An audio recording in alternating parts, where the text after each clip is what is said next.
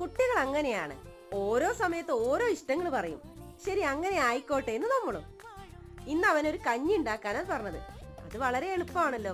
അപ്പൊ കഞ്ഞിയുടെ കൂടെ കഴിക്കാൻ ഉരുളക്കിഴങ്ങ് ഉപ്പേരി ഉണ്ടാക്കാന്ന് കരുതി. വളരെ എളുപ്പമാണ്. ആദ്യം ഉരുളക്കിഴങ്ങ് ഇതുപോലെ ചെറുതായിട്ട് കട്ട് ചെയ്ത്, പിന്നെ നമ്മളോട് എണ്ണ വെച്ച് അതിലേക്ക് എണ്ണ ചൂടായ ശേഷം ഉരുളക്കിഴങ്ങ് ഇട്ട് കൊടുക്കുക. പിന്നെ മഞ്ഞൾപ്പൊടിയും മുളക് പൊടി ഉപ്പും കൂടെ ഇട്ട് നന്നായിട്ട് ഇളക്കി അടച്ചു വെച്ച് വേവിക്കുക. ഞാനിവിടെ അതിലേക്ക് കുറച്ച് മേത്തിയിലയും കൂടെ ഇട്ട് കൊടുക്കുന്നുണ്ട്. അപ്പൊ കഞ്ഞിയും ഉരുളക്കിഴങ്ങ് ഉപ്പേരി ഇവിടെ റെഡിയായി. അവൻ ഹാപ്പിയാണ്. ഞങ്ങൾക്കിവിടെ ഇത് പോരാ. പിന്നെ ഞങ്ങൾ പൂരി ഉണ്ടാക്കി. പൂരിയും മുട്ട റോസ്റ്റും ഉണ്ടാക്കി. പൂരിക്ക് വേണ്ടി ആദ്യം തന്നെ എണ്ണ ഒഴിച്ച് പാൻ ചൂടായപ്പോൾ എണ്ണ ചൂടായി അതിലേക്ക് ഉള്ളി ഇട്ടു. പുറകെ നമ്മുടെ ഇഞ്ചി വെളുത്തുള്ളി പേസ്റ്റ് ഒക്കെ ഇട്ടു. പിന്നെ മസാല തട്ടി, അങ്ങനെ എല്ലാം കൂടെ നന്നായിട്ട് തട്ടിക്കൂട്ടി അടിപൊളി ഒരു തട്ടിക്കൂട്ട് മസാല ഉണ്ടാക്കിയെടുത്തു.